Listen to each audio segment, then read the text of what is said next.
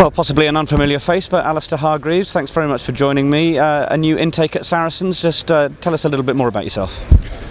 Yeah, I've just signed from the Natal Sharks down in Durban in South Africa. Just jumped off a plane last Friday and straight into pre-season on Monday. So happy to be here and started off with a bang. And what is it about the Saracens that enticed you to play for them? There's obviously quite a South African a bunch of guys, and it's created quite a following back home.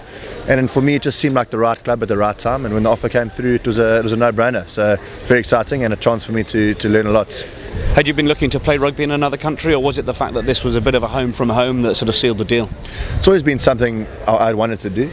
I wasn't quite sure when the opportunity would come my way.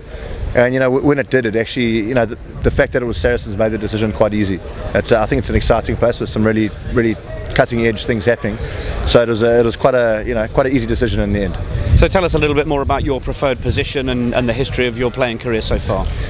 Well, I'm a lock forward, it goes without saying. I'm sitting down now, but that'll be pretty obvious when I stand up. But I've been playing for the Sharks for 6 or 7 years back in Durban, and I've got 4 Springbok caps as well. I was actually involved with the Springboks team that lost to Saracens in 2009, which was unfortunate on that day, but it's funny how these things change.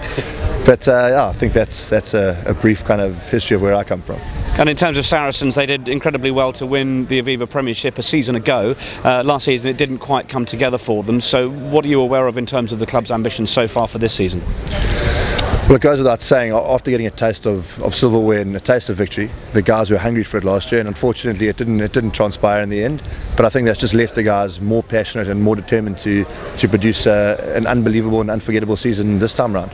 Excellent. And what skills will you bring particularly? Are you a man who's based around the set piece, or do you like to get the ball in the loose?